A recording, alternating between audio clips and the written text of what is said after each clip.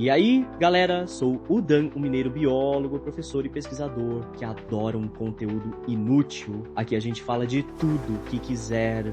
Olha, o brincar parece algo tão natural na infância, né? Quase que uma linguagem universal mesmo. Mas será que a gente realmente entende o peso disso na educação dos pequenos? Hoje, nosso Deep Dive vai fundo nisso, da importância crucial do brincar na educação infantil. A ideia é, explorar por que ele é tão vital e também quais são os obstáculos, né, para que ele aconteça de verdade nas escolas.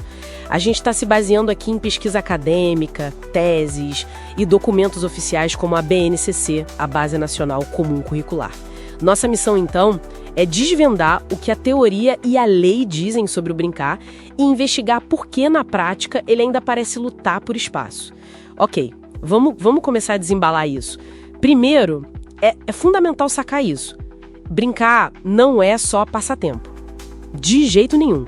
É um direito da criança. Tá lá na ONU, tá no nosso ECA, o Estatuto da Criança e do Adolescente, e mais, é um eixo pedagógico central na educação infantil. As diretrizes curriculares nacionais, a BNCC, todas falam disso.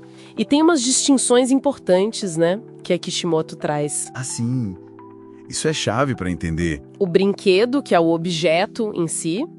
A brincadeira, que é aquela ação mais livre, mais espontânea. Isso. E o jogo, que já tem regras, uma estrutura definida. Exatamente. E essa distinção tem tudo a ver com a idade, como Mello aponta. Para os bebês 0 a 3 anos, a brincadeira livre é o foco. Depois, ali pelos 3 aos 6, o jogo de papéis, o faz de conta, isso ganha muita força. Ajuda a desenvolver ações mais voluntárias, sabe? Com intenção. E o que é fascinante é ver como os grandes teóricos já falavam disso, né? Totalmente. É aí que a gente vê a profundidade da coisa. Pega o Piaget, por exemplo. Para ele, o brincar era, acima de tudo, um processo de assimilação. Assimilação? Como assim? A criança usa a brincadeira para entender o mundo, para encaixar a realidade nas estruturas que ela já tem na cabeça. O tipo de brincadeira, de exercício, simbólica ou de regras, mostra muito sobre o estágio de desenvolvimento em que ela está. Ele dizia que é expressão e condição para o desenvolvimento infantil. Ou seja, mostra onde ela está e ajuda a ir adiante. Entendi. Então, para o Piaget, o brincar é meio que um espelho do desenvolvimento da criança naquele momento. Isso, um reflexo importante. Já o Vygotsky, ele olhava para um ângulo um pouco diferente, mas super complementar. Para Vygotsky, o brincar não só reflete, ele puxa o desenvolvimento para frente. É um motor. Ah, interessante. Ele que fala da ZDP, né? Exatamente. A zona de desenvolvimento proximal. É na brincadeira que a criança consegue agir além do seu comportamento habitual, como ele dizia. Como se ela fosse um pouco mais velha, um pouco mais capaz ali naquele momento. Ele dava um valor enorme para a situação imaginária, o faz de conta. Tipo brincar de casinha, essas coisas? Isso. Que parece super livre, né?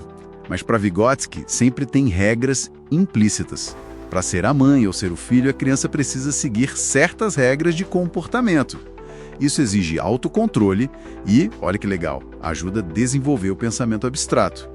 Então, resumindo, Piaget foca em como o brincar reflete o estágio atual e Vygotsky em como ele impulsiona o desenvolvimento, muito pela interação social, pela cultura. Os dois se completam, né? Nossa, muito bom. E os benefícios, então, vão muito além do cognitivo, né? É algo integral. Pensamento simbólico, linguagem, resolver problemas, claro. Mas também o socioemocional, empatia, lidar com frustração, entender papéis sociais, construir identidade. Sem dúvida. E o motor também.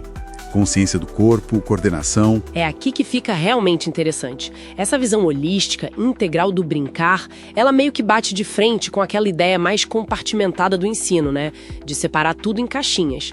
Só que parece que essa visão integral ainda não pegou totalmente na prática. É isso? É aí que entra grande dissonância, infelizmente.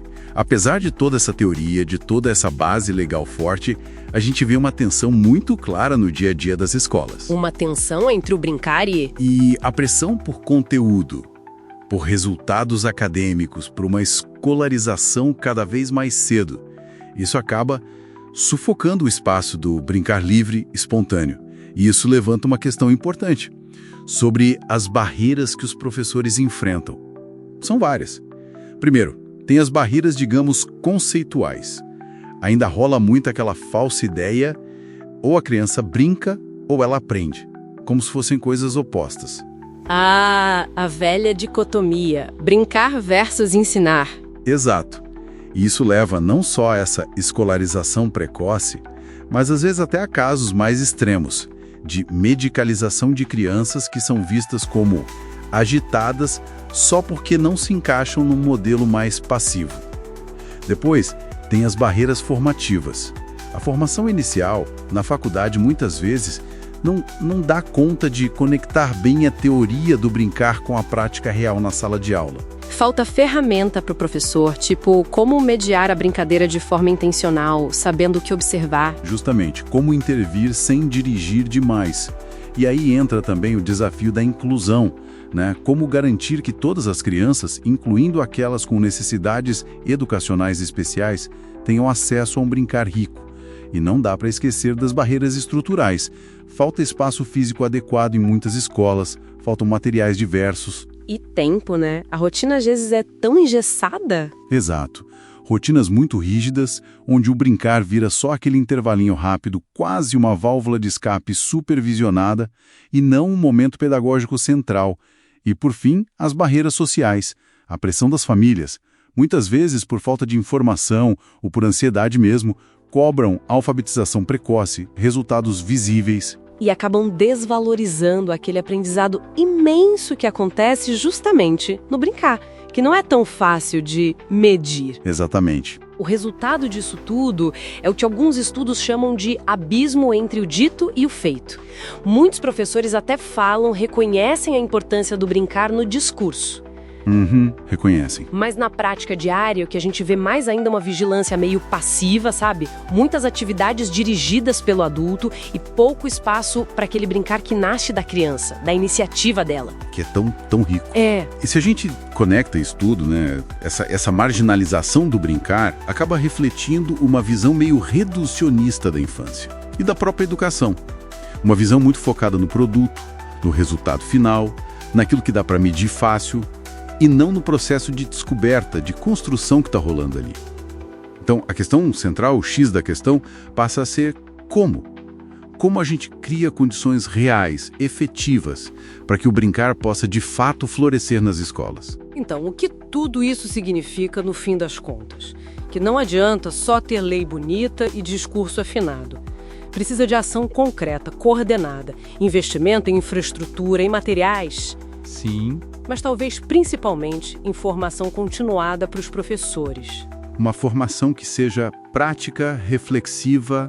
Isso, que ajude a desenvolver esse olhar atento para observar, para registrar, para valorizar as aprendizagens que acontecem no brincar. Aquilo que chamam de documentação pedagógica, né? Fundamental. E claro, um diálogo aberto, constante com as famílias. Mostrar o valor disso, construir parceria de verdade. No fundo, é sobre proteger o direito de ser criança e de aprender do jeito que criança aprende melhor, brincando. E para deixar uma pulga atrás da orelha, para a gente pensar, se a gente sabe que a avaliação acaba moldando muito o que e como se ensina, como seria reimaginar a avaliação na educação infantil? E se o foco mudasse? Se em vez de só medir resultados pontuais, a gente começasse a valorizar e a tornar visível, através de uma documentação rica, o processo de aprendizagem que acontece justamente durante o brincar. Que tipo de transformação isso poderia gerar no dia a dia das crianças? E na própria proteção e valorização da infância como um todo, hein? Obrigado por terem chegado até aqui, ter assistido até aqui no final. Não esquece de curtir o vídeo e seguir o canal, pessoal. Tchau!